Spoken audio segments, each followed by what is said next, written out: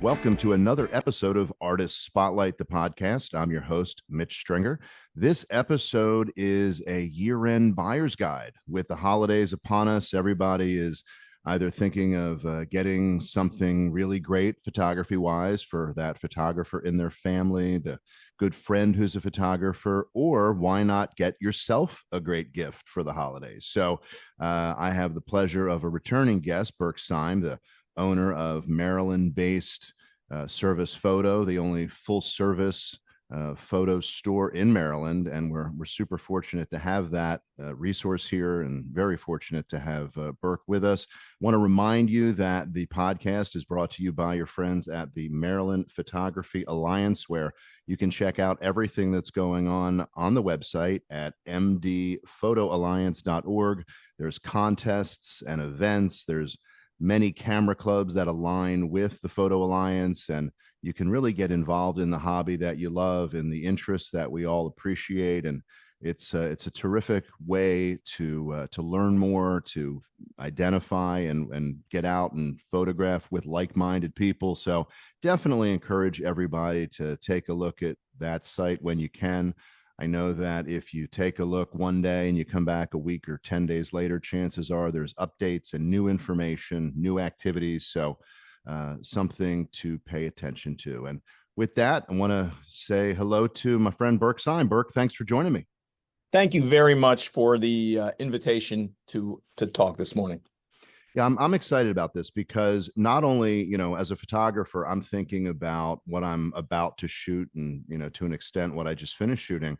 But I do keep an ear and an eye out for what's coming down the pike, and not to necessarily jump for the latest and greatest in the moment, as much as just having an awareness of what's out there from a technology standpoint. And so maybe as a way to kind of level set this conversation, if you're a person who is considering camera gear for the holidays for yourself or for someone else, what are some of the main considerations that you might recommend when starting to go from, I think I want to get some camera gear, to narrowing down to specific either brands or lenses or bodies or accessories? What advice would you have? Well, so much with people that already own some camera gear and maybe they want to get into it a little bit more. I think a major determination is, how do I like what I already own? Do I like the way it works? Do I like the way the menu system is? Does it make sense to me?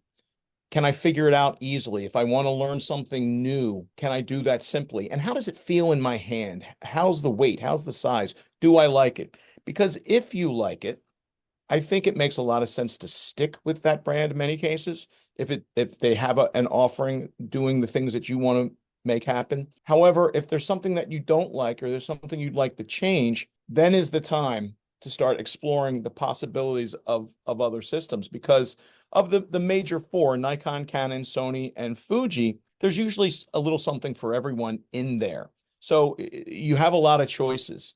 For someone that's really just getting into photography or purchasing something for somebody that they think might want to take it a step further, away from just their iPhone or whatever they're currently using, I think there are a lot of choices and a lot of price points, a lot of sizes, weights, just many, many choices. And that's a really refreshing thing for someone looking to purchase a new camera or get into a new camera system, because it can be an intimidating situation sometimes, but it's very much just the opposite these days. It's not intimidating at all. It's very open. Yeah, I think with the, I was going to say advent, although it's been with us for a while, with the online resources like YouTube and many others, not to mention, staff that such as what you have at Service Photo, where you can walk in, you can talk face to face to a person who can understand your needs, your interests, what you like to shoot. The resources have never been more available probably than they are now. So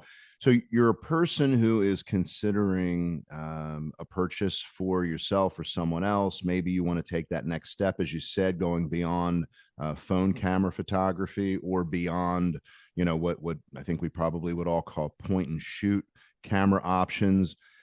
For people who may not be familiar with the options in terms of buying a camera body that comes with maybe one or two lenses, often called a kit lens or a kit system, as opposed to picking and choosing a camera body and then separately making a distinct choice on a lens? What would you say the considerations are to go one route or the other?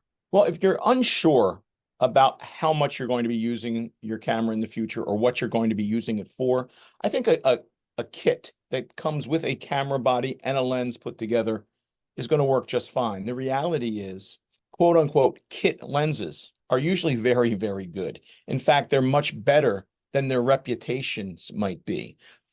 Certainly, and I would say all brands do this. They put together different kits for different needs, and their intention is not to get you into the marketplace of a new camera system inexpensively, but to get you there at a price point that works and to give you a quality product. So the lenses that come packaged together with cameras are often fantastic. They're a great way to start out. And some people never ever leave that system. They might add other things, but they never leave. They keep that lens. Others learn that they need something else. They're not using that lens. So they will eventually switch and perhaps trade in that lens towards something else. But it's a little bit different for every single person, to be very honest with you.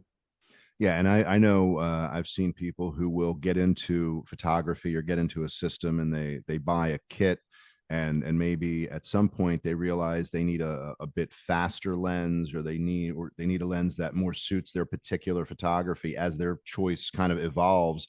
And then, as you said, they can trade in that lens, or if they have another photographer in the family, maybe that's something they gift to them to continue on with that. So no, that's good insights. And then, I don't know that this is fully accurate, but I'll ask the question. Would you say that the holidays is where many of the brands will have different rebates available that are worth consideration, or is the holidays just as prone to have rebates as any other particular times in the year? Well, it's gotten a little tricky in the past few years. Since COVID and probably for a few years prior to COVID, with phones taking over the everyday needs of what people need to document something very quickly and send to someone for images, I don't think cameras have been a gift under the Christmas tree or, so to speak, or, really a gift given as much as they were in the past. However, I think we, of course, see more people interested in cameras at this time of year because it's a possibility that it might be a gift. In years past, there were always the best rebates, Black Friday and beyond, that type of thing. There was always a deal to be had. And oftentimes, we as resellers did not know what those deals were going to be until perhaps a day before the general public learned about them. Things have changed a bit. And I think that it's not only due to the fact that cameras aren't given as gifts as much as they have been in the past, but I think it's more just about the business cycle in general and the economy in general. The reality is that holiday season, there will be wonderful offerings from each and every camera manufacturer, but they will start much earlier. Some have started already, and some will start in the first part of November. I think what we'll see is perhaps, depending on how business goes, the camera companies might get a little bit more aggressive starting right around Black Friday, 1st of December. But really, the deals will start very early and continue throughout. It's not a situation where any camera manufacturer wants you to miss the opportunity to purchase their deal. They want to have that consistently throughout the holiday season. So that's a nice thing. Well, and brands have gotten so good. I get asked by people who are either getting into photography or, kind of the subject of what we're talking about, where somebody wants to get a gift for somebody. They'll say, well, which is the better brand? Which brand is really good? Is this brand better than that brand? And the brands that you mentioned, and there's a few others as well, certainly, but the issue of, is this better or is that better? I don't know that in 2024 you can make a mistake with a brand. I mean, are you finding that the bar has gotten just a lot higher overall to even compete now? I don't feel like there's a whole lot of I'll call it lower tier or lesser, especially camera bodies out there. What are your thoughts around that? The overwhelming reality is that there is no bad choice to make. There is no bad brand. Everything is good. The quality brands and the quality products are here, and the ones that were marginal, they've kind of gone away. There are different things that are right for different people. There is no definitive right and wrong. However, it's just different degrees of good and what's good for that individual. So that's a beautiful thing. I think that every camera, lens, and accessory that's out there right now has quite a bit of quality inherent to it. They're very, very good. And I think, that helps us as consumers kind of be the winners of this, because to compete, the bar is where it is. I always say, for example, if I'm in New York City, if I see a pizza shop that's been there for years and years and years, I think it must be pretty good, because if it wasn't, with these kind of discerning customers, it would not still be here. And I think that analogy holds with the camera companies. As you said, some that couldn't compete or were acquired or merged, or just didn't have the market share, they've kind of gone with the wind, and now you have those brands that kind of are here to stay.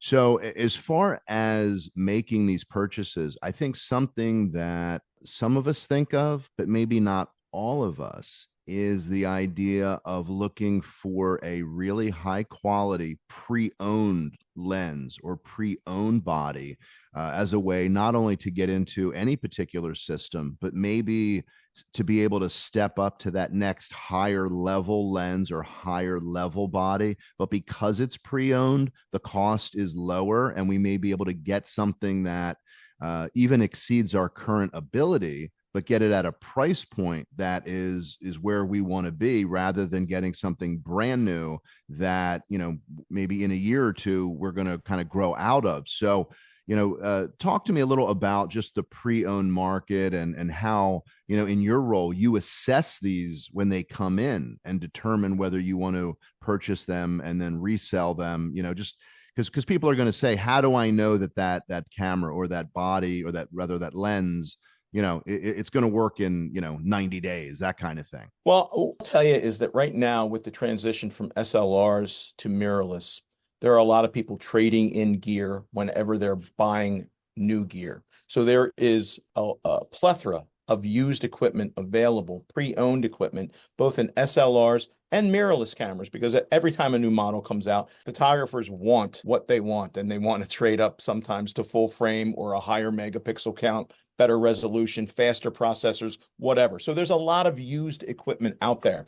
I'll tell you that if you love your SLR system and you have no intention of moving to a mirrorless system, it is absolutely amazing what can be found in the used marketplace at the lowest prices, more lower than you can imagine, for SLR lenses and bodies. Now, going into that's you have to understand that these are being phased out slowly but surely, and that at some stage of the game, if you need a repair several years from now, you may not be able to have it. So that's part of why the price is lower. It's still a great set of optics, and a lot of camera bodies are just wonderful SLRs. So that's an option. If you're looking at mirrorless, a lot of people purchase items new, and for whatever reason, they need to change it up, or maybe a year down the road, 6 months down the road, or maybe they just find that they weren't using it to the degree that they thought.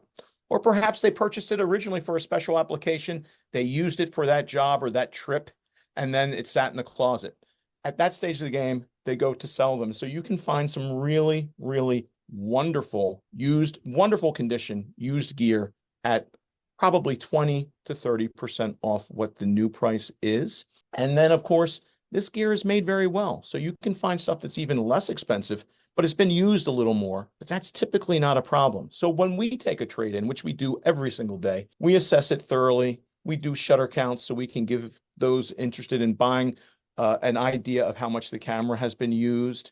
We take a look at the optics. We check them out thoroughly, and we do a pretty good job. Nothing's perfect, but we do a very good job of vetting the equipment on the way in, so we have no problem selling it with full confidence. Now, we do things a little bit differently to make sure that people have the lowest price, because that's often the number one factor in them purchasing a piece of used gear over new. We do not include any additional warranty with it because we've checked it out thoroughly. You can purchase an extra warranty and they're very inexpensive, but we don't do that because had we included that warranty, we were getting the question quite a lot. This looks great. Can you take the warranty away and save me a few bucks? So we do that initially and add the warranty on later, whereas other people will put a warranty on their used gear. But I will tell you, 9 times out of 10, or actually 99 times out of 100, there's never a problem with used gear. It's really, really wonderful. We vet it well, and our customers are very happy, as are most places nationwide that sell used gear. I think they do a very good job. Well, as we're together kind of laying out the landscape for people who are considering photography gear, one thing that I want to touch on is you'll have people who'll say, so I bought a camera from X brand, so does that mean that I need to get that same brand in the lenses and the accessories? And often I'll explain, well, no, you don't have to. There's third-party lens manufacturers, and then of course you get the question, well, are they any good? That kind of question. And I think there was a time, and this is now a good several years ago, where I'd say, well,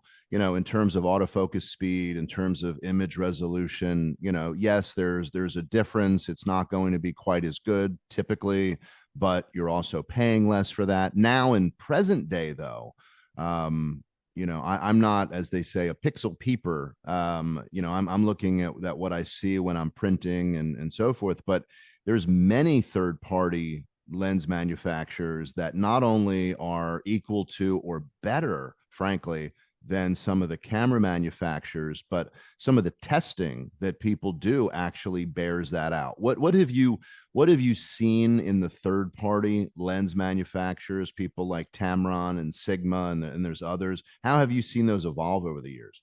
Well, they are evolving and they will continue to evolve as photographers just absolutely love their lenses and they like having many different kinds of lenses at their fingertips. You'll never go wrong with an OEM lens, the original equipment manufacturer. And what I mean by that is a Canon for a Canon, a Sony for a Sony, so forth. You'll never go wrong. So they make some wonderful, wonderful products.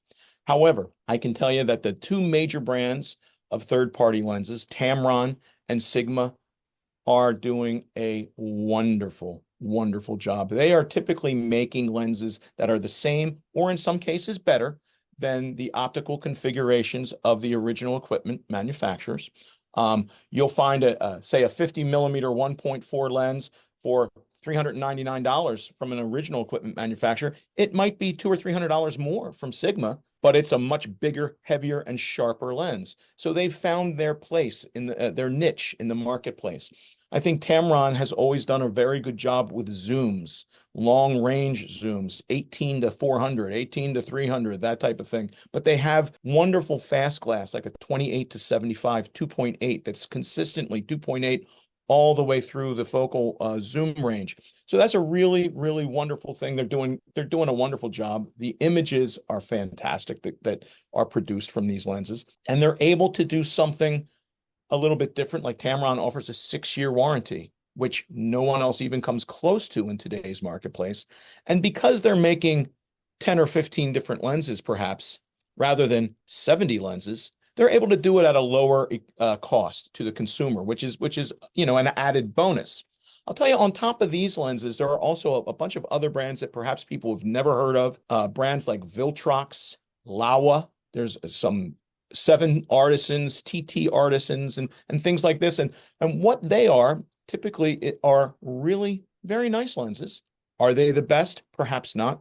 Some are wonderfully sharp, but many are manual focus.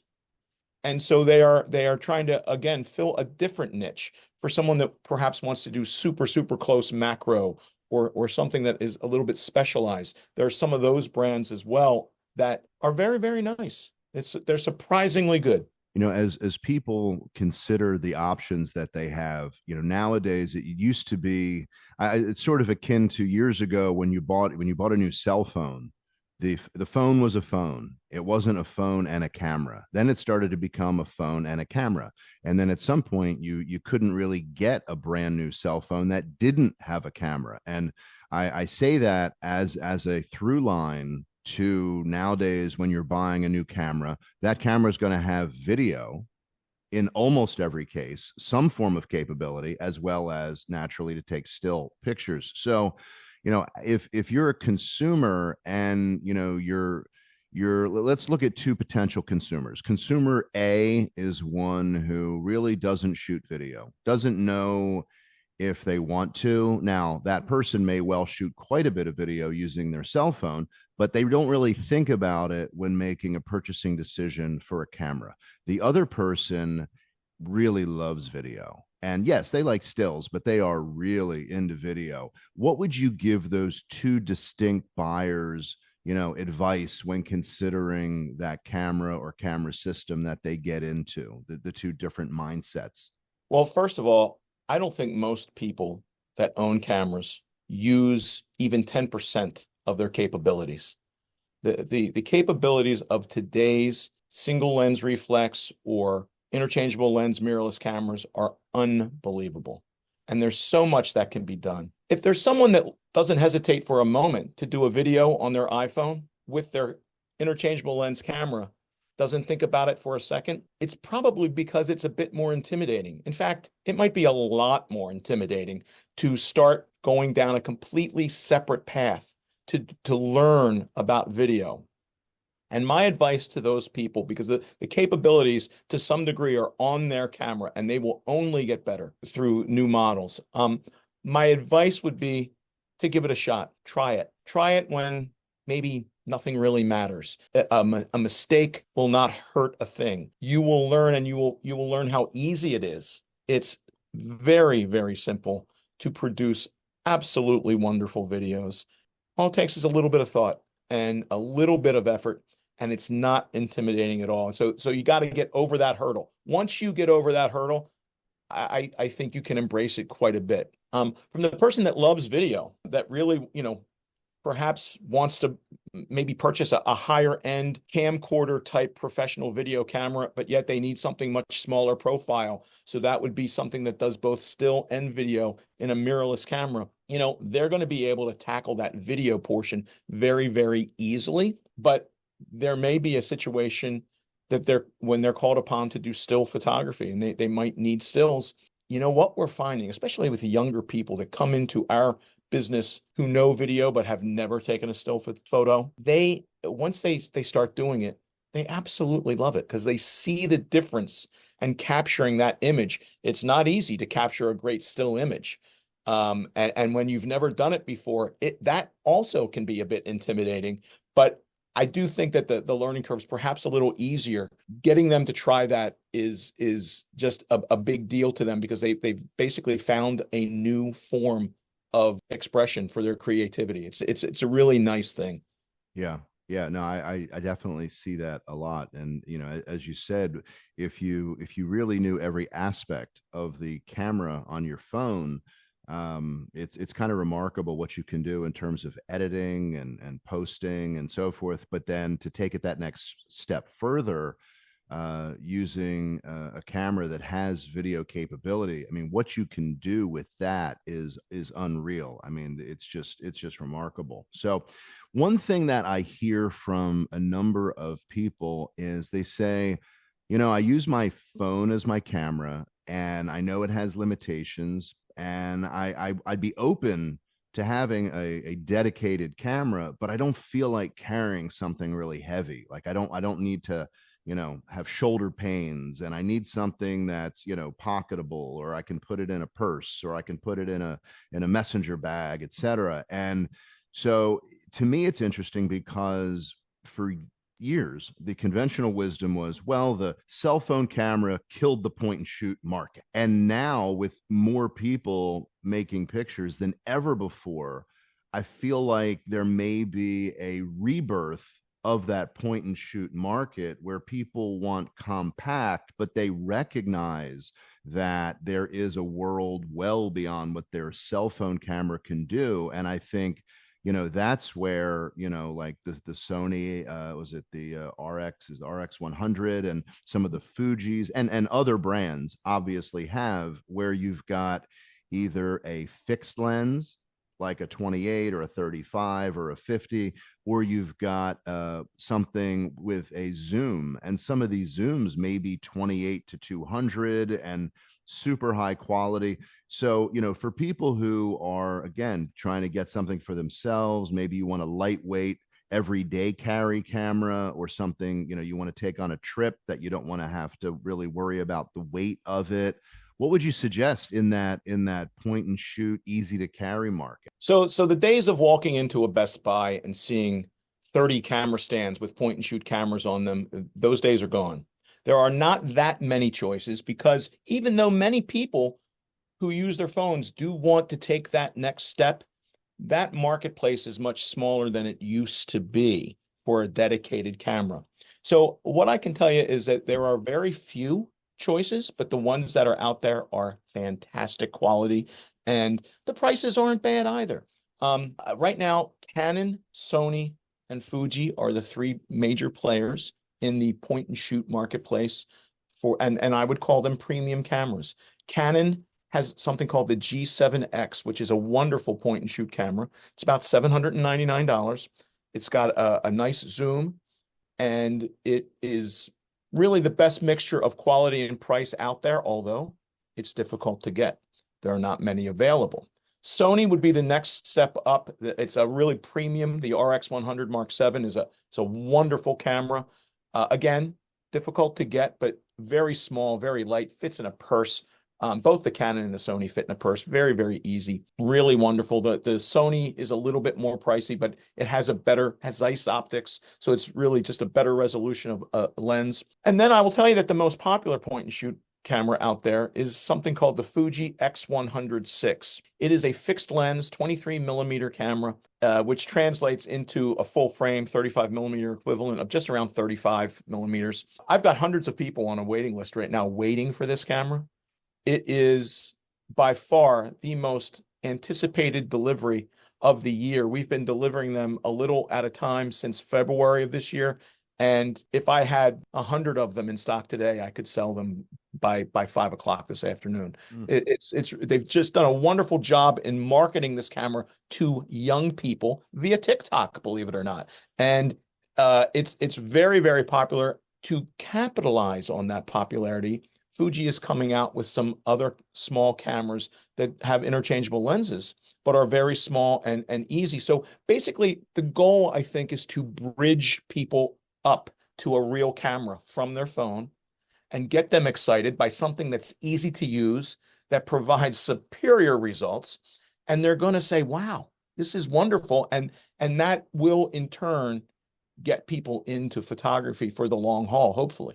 Yeah, I saw, speaking of Fuji, that they came out with the XM5, which seems like that is kind of sometimes people, I don't know, they almost recoil and they think, oh, it's a beginner camera, or it's kind of for someone early on in photography. And I think they could have the misconception that because it's a beginner camera, it's less costly than some of the others. Maybe it doesn't have some of the needed or the worthwhile features. But like we were saying, how the bar has been raised so high. These more entry level or beginner level cameras, they are pretty well packed with features. I mean, are you seeing a lot of that where the entry camera specs of nowadays are so much higher than they were 5 years ago?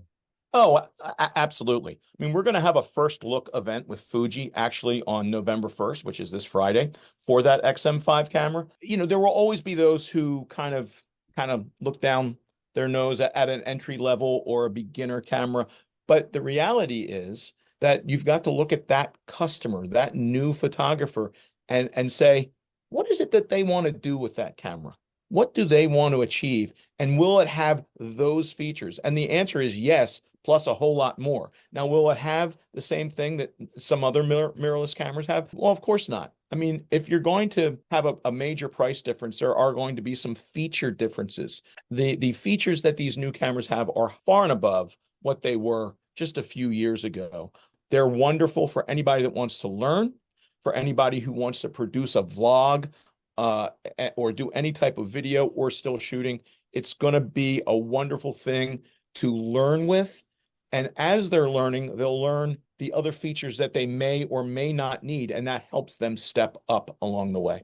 I've been asked before about, where do I put the greater investment? Meaning, do I spend more money on lenses? Do I spend more money on the latest or greatest body? And my advice, and I naturally want to get your opinion, is I've said you will typically, assuming you are actively involved with photography on an ongoing basis, you will keep your lenses far longer than you will keep the camera body. And so I would advise people, if you're going to spend a bit more, do it on the lenses, because you somewhat future proof that next body or the body after that in terms of the lens being able to resolve those additional megapixels and so forth. So, what would be your advice though, if someone has a particular budget and they're trying to figure out on which end of that lens body configuration do they splurge a little bit, if they do that on one or the other? Well, I would tell you that that's something that we see every day, that decision-making process of what should I do, where should I go. I think you've hit the nail on the head, that the lenses will last for the long term, in most cases. I think that when we see people give up lenses for one reason or another, it may be because it was a special application that they just foresee using in the future, or perhaps the lens is very big or heavy and they don't want that anymore. Maybe a new version has come out 5 or plus years down the road that is smaller and lighter. So that's why people get rid of their lenses, or trade up, so to speak. But it's really not because they're not working well or the technology has improved that much. It's more about size and weight, and perhaps an enhanced focal length. Whereas on camera bodies, there are a lot of advancements that are continuously being made. Now, those advancements 10, 15 years ago were all about the megapixels. At that stage of the game, every time a new camera came out, a photo enthusiast or professional photographer almost had to purchase that new model because they needed that quality. It was evolving technology and we were getting better. Well, now we're there.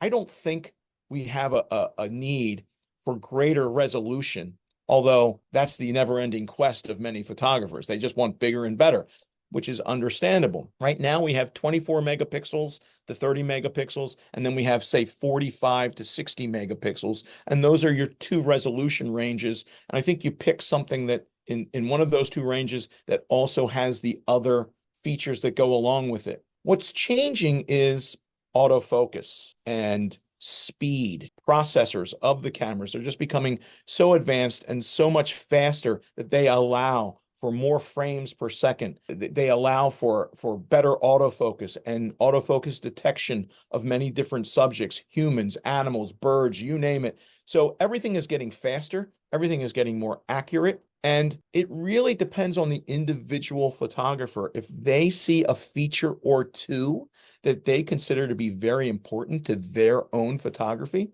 they will trade up to get that new camera. But a lot of people are very, very happy with what they currently own, and they need more of a reason. So I don't think people get the next camera every single time. I think people skip a generation or two these days, and that's quite all right because the technology is not emerging as quickly anymore.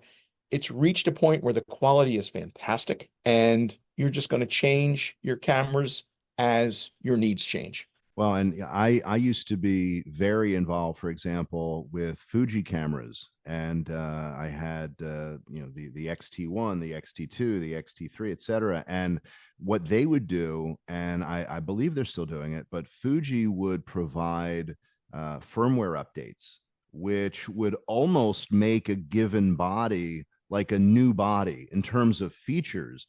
And the prevailing question was, how do they keep doing this? Why do they keep doing this? Other manufacturers will just wait and sell you a new camera, whereas, in this example, Fuji would just constantly be updating, their at least they did with the XT line. So yeah, I am pretty much a believer in the skip a generation before you buy that next body, with some exceptions, but more often than not, the camera changes are not so dramatic to go to that next generation. But then when you go to the generation after that, it can be pretty significant. And I'm thinking in general terms, but if a camera body comes out today, it's generally, by my recollection, 18 to 24 months or so until the next version of that comes. So you're usually good for about 2.5 years in between updates on a body. Is that a fair average, or do you think it's not necessarily quite that 2.5 year time frame? I think that's a very accurate time frame, although I think it's being stretched a little bit further these days, to Okay. be honest with you. It might have something to do with the production of products and how that was interrupted. The entire flow was interrupted during COVID. I mean, we're still feeling repercussions from that, but it's getting back on track. But I think maybe 2.5 to 3 is going to be the new norm, with plenty of firmware upgrades in between, which, by the way, are so easy for any individual photographer to do. You can do them at home. It's a piece of cake. It takes just a few minutes, and they can really change the performance of your camera. Well, and some of the brands have made it incrementally even easier, where some of the brands will have an app on your phone, and you can download the update to your phone, and then it syncs with your camera body. Yep. So I know, for example, Leica, you essentially have an app, and it will show the camera that you own, and it will show if an update is available.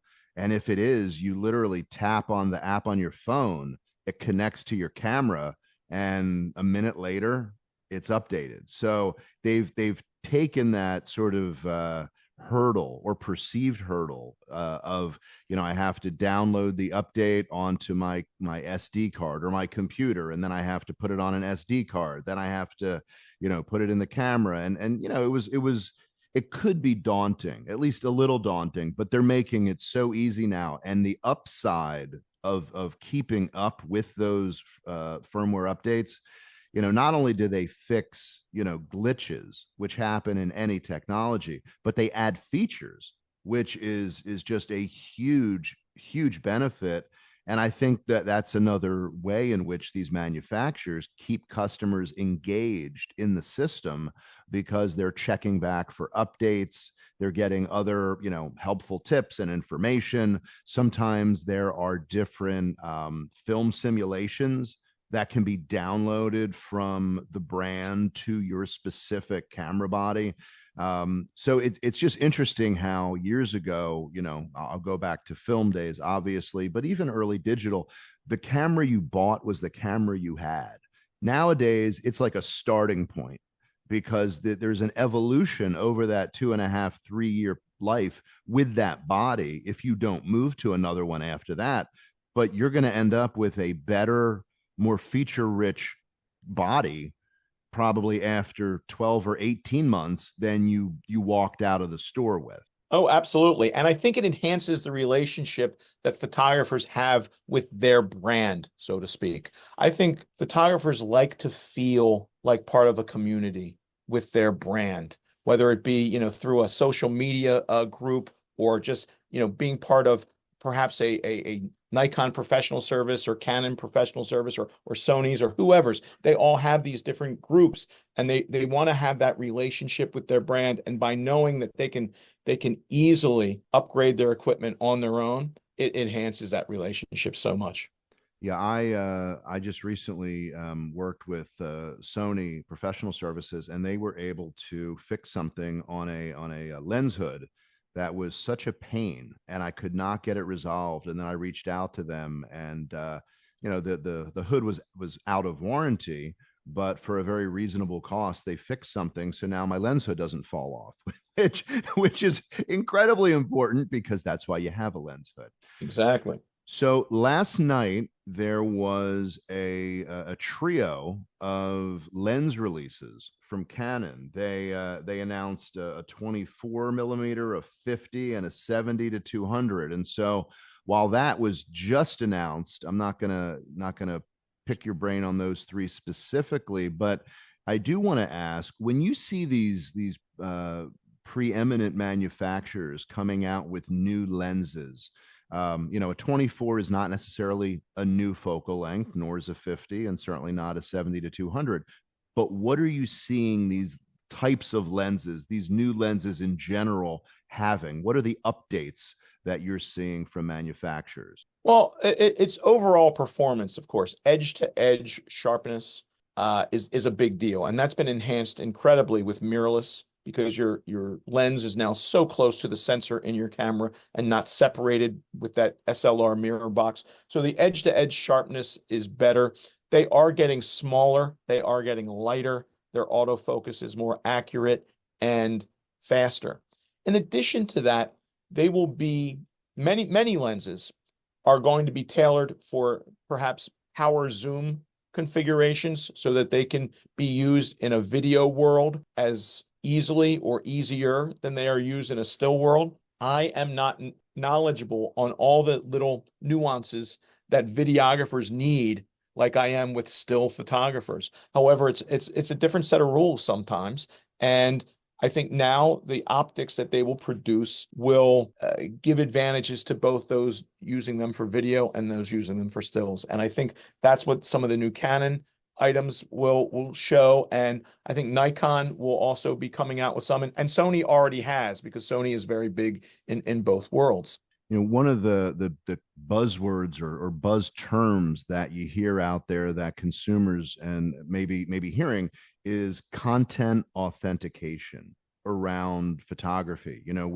We've heard so much about AI, and AI is going to make it so we can't tell what's real and what's not, and maybe that's accurate in some contexts, but now some of the camera manufacturers are adding this content authentication to their camera bodies. And I've got to say, myself as a photojournalist, it's very important that what I'm shooting is accurate. And typically it's authenticated because I have a certain ethical code about the way I go about things. And if something were to be in question, for example, if I'm photographing an athletic event, an NFL football game, and somebody says, well, did that ball really appear just on the very fingertips of that wide receiver? Well, I can provide the 2 frames before that one and the 2 frames after that one. And, if that was ever even called into question. But I think you more so find the questions about authentication around news stories, reporting. It could be in war zones, it could be in, natural disasters, et cetera. But what's your take on that content authentication as a feature that's now available on some bodies in the marketplace? And do you see that becoming more widespread over time? Just your opinion. Well, I think that content authentication is extremely important because manipulation and artificial intelligence are going to be so easy to produce realistic events or realistic depictions of images that you won't be able to know whether it's authentic or not. And quite honestly, in today's world, they don't want to take the word of the photographer and rely on their ethics. So they're going to put authentication into the cameras themselves. So if you look at the metadata on a file, you'll be able to know that that image was never manipulated in any way, and this was the way it was produced with the camera. So that's a very important thing. So will it be used all the time? Probably not.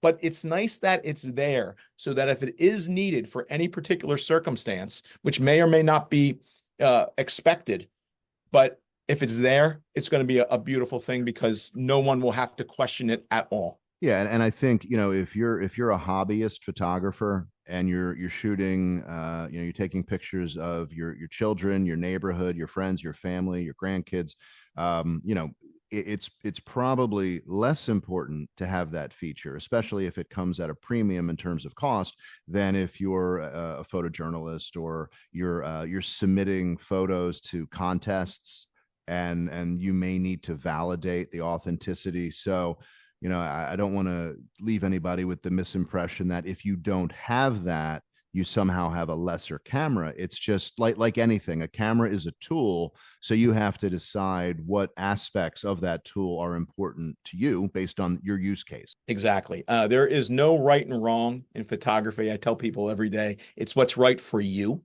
And, everyone needs to pick their gear based on their specific needs and understand that there's probably so much more involved with that camera that you're not using. It's amazing what the capabilities are these days. Something that I feel is a really missed point of focus when people get into photography, whether they're new to it or they've been shooting for years. There's so much emphasis on the lens and the camera and to an extent on the camera strap, whether they go with the one that came with the camera or they want one that's wider or it's leather or it has this color or whatever. People will focus on that. What I don't think people put adequate focus on, which arguably should be right up there with your camera body, is your memory card. Because if you've ever had a corrupted memory card, everything you shot is generally gone.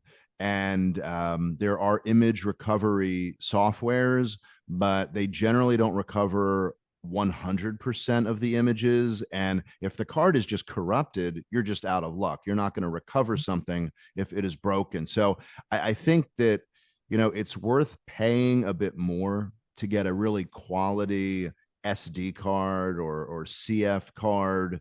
What advice would you have for people when they're choosing memory storage that they're going to actually put in their camera and it's going to record the images they make with this fancy lens and this fancy camera? What would be your advice to them? Well, I'll tell you, it's one of the single most prevalent issues that we see is people choosing the wrong card for what they're doing or making mistakes somewhere in the process. If you go out to Amazon and type in SanDisk SD card, you will receive over 1,000 results. So how, as an amateur first-time camera buyer or, simple enthusiast, but perhaps somewhat uninformed, you just are unsure what happens. And what we see happen is people will buy the biggest size at the lowest price possible. And it's a mistake because they don't even know that there are different speeds and different specifications to memory cards. So the first thing that I'll say is try and figure out how you're going to use it. Are you going to be doing video at all? Will you never be doing video at all? Because if you're not doing video or high-speed photography, you can make do with a slower speed card. A slower speed card is, they'll often call them V30. That's the velocity speed, the V30, or UHS-1 is the other designation. You'll be fine. But if you're going to do high-speed photography, and many cameras now allow up to 20 or 30 frames per second of still images captured, or 4K or even 8K video, you're going to need a much faster card. And yes, those faster cards will be a little bit more expensive, but they will be well worth it because it is what you're putting your images on. It is the medium that is used to record these images, and you've spent all this money for these wonderful cameras and lenses, and you need to make sure that you have the right card in the camera. Oftentimes, cameras will have 2 memory card slots so that you can perhaps say put all your stills on one card and all your videos on the other, or you can back everything up and make it write to 2 cards at once. You can do a lot of different configurations and make it work. It's really nice to have those options. But the most important part of that equation is putting the right speed and the right size card for what you need in each one of those slots. So that's very important. There are only actually a few companies in the world that actually make the controllers that go into all these different brands of cards. So it's good to actually speak to someone. My entire staff here knows all about these cards and can make a lot of suggestions. When you're on your own, that's great. And a lot of people love making those purchasing decisions on their own, but it's very easy to make a mistake. And if you have any questions, I would always encourage you to speak to someone like the folks that work here, or speak to a friend of yours that is a videographer or a photographer that you respect, and they might point you in the right direction. Yeah, you can make a mistake, and I would just recommend the right size and the right speed, with speed probably being more important than the size, because you can reuse these cards, download them, and use them over and over again. Yeah, and I would just provide as advice, even if you have the right size card and the right speed card, if you're going somewhere to shoot, whether it's a vacation or it's really anywhere other than just you're out on a Sunday drive and the photos don't matter per se, other than just for your enjoyment. But if you want to keep these pictures, never travel without two memory cards, even if the one you have is plenty large enough, because cards can fail. Cards can kind of glitch, and the last thing you want is to be, walking the streets of Paris and you need to find a camera shop, and it's 8 o'clock at night, and that's not happening. So you want to have a second card. I was actually in Sweden earlier this year, and I had a card issue, and I was trying to sort it out there on the street, and meanwhile I'm losing light, and I thought, okay, enough with this. I'm gonna take it out. I'm gonna put it into somewhere that I know that it's distinct, and I'm gonna use my other SD card. And it really was a lifesaver, because you just don't want to be without that card. The other thing that I would also advise people is make sure that when you put that card in your camera the first time, you format it. Formatting it is essentially a way to tell that card how to speak to the camera body, and it's really, really important that you do that. There's different schools of thought. Some people say only use a particular memory card on a specific camera body. Don't use it across multiple camera bodies. I can't really speak to that and the wisdom per se behind that, but I can say make sure you format your card to the camera body you're using before you use it. And then after you upload the pictures to your computer, wherever, and you are done with those pictures, you've verified that they have safely made it to where you can view them, and you're going to start shooting again, format the card again. That will erase the images. It'll prepare it for use again. So it's easy to do. It's in the menu, and wherever you purchase your camera from, and certainly the folks at Service can help show you where to do that. There's all sorts of online tutorials. It's in your owner's manual. God forbid any one of us actually read the owner's manual, but it's in there. So at the risk of overstating it, format your SD cards. So, And Mitch, yeah, I would just, sorry to interrupt, but I yeah. would recommend formatting the cards in the camera. I do not recommend formatting a card while it's plugged into a card reader in your computer. Oftentimes we'll see problems where computers have, when you plug a card reader into a computer, it's a two-way street. Information can flow both ways. And what we see is sometimes that some junk can be thrown back onto the card in error, and that can cause a card error down the road. So when you're formatting a card, always format it in your camera. I've heard IT folks say that that artifacts can go from the computer onto the memory card. So I'm sure there's techies out there who are either shaking their head, he doesn't know what he's saying, or yes, he does know what he's saying. Hopefully more that than the prior. But yeah, you just really have to take good care of those. So now I want to turn a page and talk about something that I will admit that I should probably attend a self-help group about, and that is camera bags, because I think that most photographers have a slight habit of collecting camera bags. And I have recently purged about half a dozen of them, not because they weren't great bags from reputable companies and in good condition. I just asked myself, when's the last time I used that particular bag? And it's kind of like how I clean out my closet at the end of a year or a season. It's like, well, that sweater, I really like it. Well, you haven't worn it in 2 years, so it's time for it to go. So I think now, and I'm going to speak for myself naturally, I find that when I'm choosing a particular bag, my first thought is, how solid is this? Whether it's lightweight or less or so, how sturdy is it? Do I need something that's going to be waterproof or water resistant, or does that really matter? And then I'm going to think about the use case. Am I taking one camera with an extra lens? Do I want to put my iPad in that same bag? And depending upon all those answers that I give myself, that helps me determine the size of the bag. If I'm traveling internationally with a 600 millimeter lens, I have a bag for that. If I'm going to be maxing out at a 400 millimeter lens, I have a backpack for that, but then I also have a wheeling case for that. Anyway, it's horses for courses. I have different bags for different needs.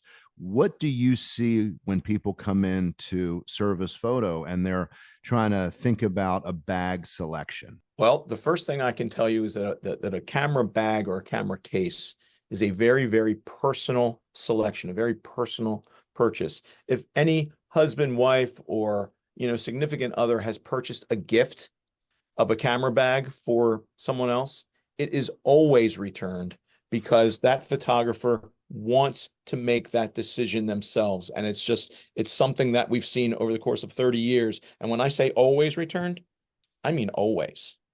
So it's a very, very personal decision. And now things are getting a little bit more interesting as cameras are getting smaller and you're taking them different places and doing different things. Lifestyles change. So over the last 30 years, I can tell you that people purchased different types of camera bags for different trips.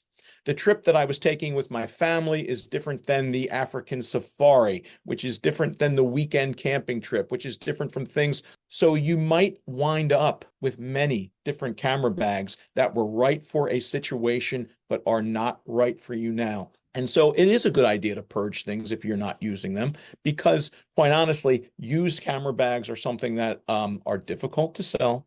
So when you make your purchase, make sure that you're going to enjoy using it for that purpose, because that may be its entire life. Right now, I think we see a lot of camera cubes that go inside other bags because people are using bags for multi-uses.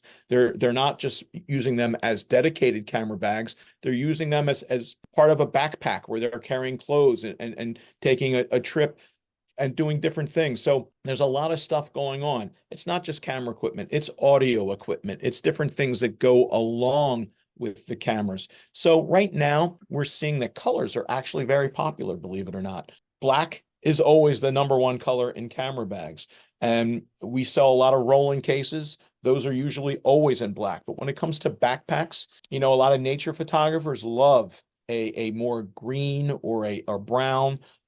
People that are into style love all kinds of different colors. We have yellow, white, and purple camera bags that are actually, I repurchase them all the time. I never keep a lot of them in stock because I don't know when styles and tastes will change. But it's amazing how regularly I need to purchase these bags because people are buying them and loving them. Camera bag materials are better than they've ever been before. So they're lighter, they're more waterproof, they're sturdy, and they just really, really do a great job. So number one, you're going to keep your gear safe. Number two, they're going to be easy to carry and they're going to make your life convenient no matter how you're traveling, whether you're getting on and off a plane or just pop it in the back of a car, whatever. Or, maybe you're going to walk 10 miles with this thing on your back. It's all part of the consideration.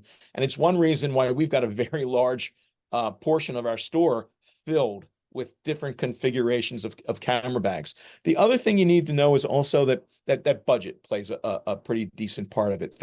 Understand your use, how often you're going to use it. Will it be something to store the camera in the closet and use occasionally, or will you use it frequently? That plays into the budget. So we have something a little bit for everyone. But the good news is they're all very, very well made at this stage of the game, and in many different sizes and shapes and configurations. So the choices have never been greater. Yeah, I know. I was fortunate to have Deanne Fitzmaurice as a guest on the podcast, and her brand that she co-founded, Think Tank. She and I talked about that, and I listed for her at the beginning of the podcast all of the Think Tank items that I still own and use. And I said to her, it's amazing with how well your products are made that, you need to sell customers new products. I said, but what you sell doesn't seem to ever wear out. And she says, well, that's why we, expanded our product offerings so that, you can purchase 6, 8, 10 different items for different use cases and not just one. And then, you'll buy another one 12 years from now if something starts to wear out. But to your point, there are a number of really good brands out there, and I think the materials that these brands are made of, with the ripstop fabric in many cases, and something that people may tend to overlook are the zippers. The quality of the zippers, because they get a real workout. It's not just open the top or the side of the bag and close it, and that's a two zipper use situation. A lot of times it's you open it, you take out the camera, you zip it closed, but then an hour later or so you want to change lenses, you're opening it up again and you're closing it, and then you had your phone in there and you open it and close it again. And so these zippers get a workout, and if the zippers aren't quality, and the all of the closure points are not secure, then things can fall out, et cetera. But I think that for the most part, these manufacturers have really listened to consumer feedback. And these are really, for the most part, comfortable, lightweight, and well designed, which for me makes it hard to say no to a lot of them, frankly. But yeah, they're terrific. So, in the last few minutes, what have I forgotten? What other sort of pearls of wisdom do you have, or did we cover everything pretty well? What do you think? Well, I think, Mitch, you've covered so many different things. I don't think that you've left anything out really at all. I would tell you that whether someone is new to the camera game, and they're buying something for someone else, or just starting out themselves, I think one thing to remember is, as our resources are so great to go onto YouTube or Google and look at reviews and look at different things, those are wonderful. But understand that those people that are talking about different things often have a bias or an opinion, and it might be perfect for you. It also might not. So the reality is that if you're able to, whether it's Service Photo or any store, if you're able to walk in and actually put something into your hands, it makes a big, big difference if you can see it, touch it, and feel it, and talk to someone and say, this is what I'm doing, whether it's purchasing a gift for someone else, and this is what they're doing, or this is where I'm going. Talking to someone and getting some feedback. This is what I'm thinking. Do you agree? Do you disagree? What would you suggest? Having that personal one-on-one is a big deal. I realize that you don't get that with Amazon, and you don't get that with shopping online with so many different places, and that I'm biased because I operate a camera business. But I see people make mistakes every day. They come in and they say, this is not working for me. And it's because they didn't have that discussion first. They had that discussion with us after they had made a purchase. And so my advice would be, have the discussion up front and try and figure out the road that you want to travel down. And someplace like us or another photo specialty dealer will always do our best to point you in the right direction. It's not about making the sale, making a buck today. It's about making sure that the photographer gets the right product for whatever it is specifically that they want to do and what they want to create. Because over the long term, that's going to make them so much more happy, and they're going to enjoy the process so much more. And for us, a happy photographer and a creative photographer is one that we'll see more often. So it all works hand in hand, but have that discussion first, because it makes a big, big difference. Yeah, that's great advice. I remember a lawyer once told me, he said that, most of what he does as a lawyer is fixing what someone did that they thought was the right thing when they should have just gotten legal advice in the first place. They could have avoided half of the problems they're dealing with. There's an analogy there in terms of purchases. Get the expert opinion, get feedback, have a good two-way conversation. So when you do make a purchase, you're doing so as an informed consumer. Now, I know that, certainly we have lots of people in Maryland who can come in and visit with you in Baltimore. I know you do a lot of work with online sales. So, where can people find Service Photo online, be it social media or web, so that they can check out what you guys have to offer and what you're doing? Well, our website is servicephoto.com, and there are a lot of different ways to get in touch with us and have that personal one-on-one discussion, even if it's not in person in the store. For a short question and answers, we have a text bot right on our website, servicephoto.com, and that is helpful for a lot of people for a simple question. And then, of course, social media, you can direct message us via Instagram we are at service.photo. Unfortunately, someone already had the Service Photo name. And then on Facebook, of course, we're at Service Photo, and you can reach us anyway there. You can email us. Our email links are right on our website. Email us anytime. But I would tell you that the medium that people don't seem to use that much these days is the telephone.